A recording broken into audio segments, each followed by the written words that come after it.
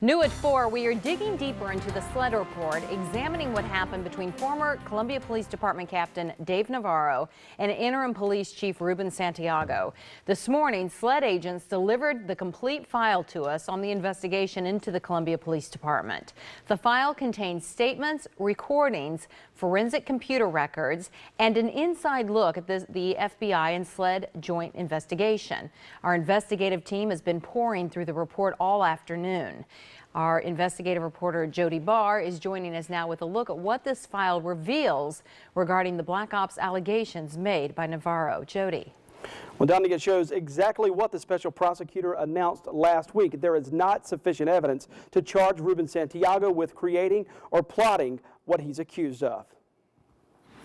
Sled and the FBI opened the doors of the Columbia Police Department last summer. The question, did a Black Ops plan exist? This 405-page file shows agents interviewed 30 Columbia Police and city employees during the investigation. The file also shows agents executed search warrants inside CPD and took a laptop that belonged to former crime analyst Bridget Caffrey.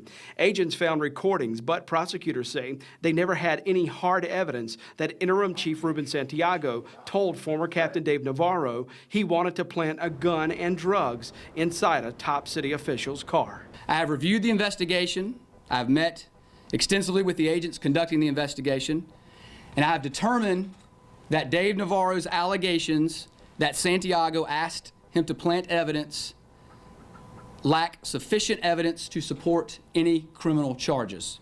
The file contained the two recordings the city released last week. One is a call between Santiago and Navarro. The other is a recorded meeting between the men and former crime analyst Bridget Caffrey. The report shows neither Navarro or Santiago recorded the conversations. The city manager told us CPD found one recording on former Chief Randy Scott's iPad. The other Sled found on Bridget Caffrey's laptop. The investigation lasted at least 2 months before Sled handed its findings over to Richland County Solicitor Dan Johnson. Johnson spent 2 months with the file but would not tell us then whether he even had it. In December, we found out Johnson sent the file to Upstate Solicitor Walt Wilkins to review the evidence, then decide whether that evidence could support a conviction. We've heard from the start of the law enforcement investigation into this case that some of the main players would not cooperate with Sled and the FBI. The file spells out all of that. We'll show you that coming up at 5. Dondi. Investigating the stories that matter to you. Live from Columbia in high definition. This is WIS News 10. And good afternoon, everyone. Thanks for being with us. I'm Dondi Mercer-Plank. And I'm Judy Gatson. Our investigative team spent all day going through every page of the Sled file on their investigation into the Columbia Police Department. Last July, former CPD Captain Dave Navarro accused his boss, interim chief Ruben Santiago, of planning to frame a top city official. The plan, according to Navarro, plant a stolen gun and drugs in an assistant city manager's car. Navarro told us his story last summer. Within weeks, Sled and the FBI opened an investigation. Last week, a special prosecutor found there was not sufficient evidence to charge Santiago in the case. Investigative reporter Jody Barr joins us in the studio with more about how both sides cooperated with the investigation.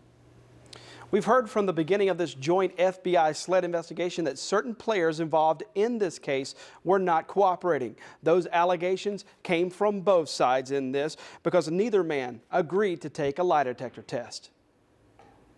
Navarro was never cooperative during this investigation, that he did not participate with Sled, that he did not cooperate with the FBI in terms of this investigation. Columbia Interim Police Chief Ruben Santiago's defense attorney stood up during last week's press conference and made that announcement. Todd Rutherford did not give details on exactly how former Captain Dave Navarro failed to cooperate. The file shows Navarro's attorney, Glenn Walters, told agents he would not allow his client to take a polygraph. Instead, gave the agents a sworn statement. We asked Navarro and his attorney about that. What would that non-cooperation be? Dave Navarro provided a statement under oath with a penalty of perjury, all right?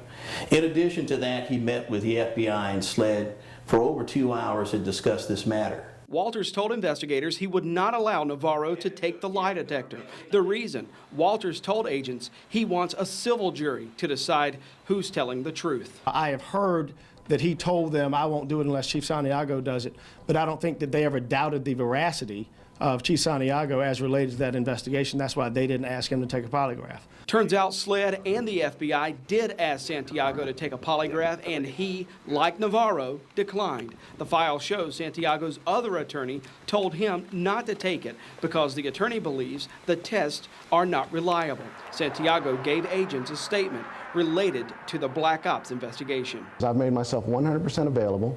I've done it all the time. I've never shied away from questions. But again, if you look at the whole soul of this allegation was to smear me. And I have to say they've done a great job of it. Well, during the Black Ops investigation, investigators say they had to open a totally separate case. Agents were looking at obstruction of justice charges after edited recordings showed up at Sled. Coming up at 6, we'll show you what agents say Ruben Santiago did that turned Sled and the FBI his way. In the studio, Jody Barr, WIS News 10. Investigating the stories that matter to you. Live from Columbia in high definition. This is WIS News 10.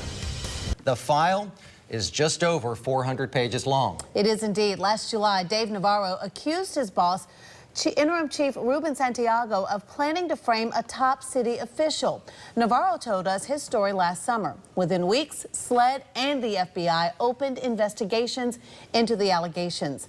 Last week, a special prosecutor found there was not sufficient evidence to charge Santiago in the case, but the prosecutor says something Santiago did caused them to investigate him for obstruction. But again, he was not charged. Jody Barr joins us now with more on that. The obstruction of justice angle of the investigation stems from these secret recordings. Prosecutors say they did not think they were getting the straight story from Ruben Santiago about why it appeared one of the recordings he handed Sled was edited. The day the special prosecutor announced the findings, he took several minutes describing how and why he was looking to charge interim Columbia Police Chief Ruben Santiago and a crime analyst with obstruction of justice. Sled and the FBI broadened the scope of their investigation, spent countless hours investigating, gathering information, witness statements, so that we could review and determine whether they had intentionally hindered and impeded the administration of justice. Wilkins is talking about the recordings between former Captain Dave Navarro and Ruben Santiago. The Sled file shows two separate versions of a phone recording between Navarro and Santiago. The first version Santiago gave agents was 7 minutes long. When agents later did a forensic search of crime analyst Bridget Caffrey's laptop, they found the full version that runs more than 20 minutes long. Was that recording edited at any point, could you tell? What do you mean edited? Was it continuous from the start to finish? Was that a continuous recording or were there pieces spliced out? The recording and the edited nature of the recording are in the file, and that was part of the investigation that Sled and the FBI had to conduct. Agents had to spend more hours investigating why the recording was shortened and whether it was done intentionally. Agents re-interviewed Santiago and Bridget Caffrey. When they did, Santiago told agents he thinks Caffrey gave him the shorter recording to protect him, according to the Sled file. Never once did I ask anyone to cut or manipulate or do anything that would deceive investigators. And I believe that once the file comes out that you'll find that there's a statement from Ms. Caffrey that explains that she did it on her own. Santiago says he still does not know why the prosecutor was investigating him for obstruction. As far as any unforthcoming or any thoughts that investigators that I was doing to hinder, that's puzzling to me because I've made myself 100% available. I've done it all the time. I've never shied away from questions. Wilkins says he did not have sufficient evidence to charge Santiago and Caffrey because he says the recordings were not central to the Black Ops investigation. Did they lie to you at any point? I can't say yes or no to that question. Again, prosecutors did not charge anyone in either the Black Ops or the obstruction of justice investigations. The special prosecutor told us last week this case is closed and his findings are final. Ben.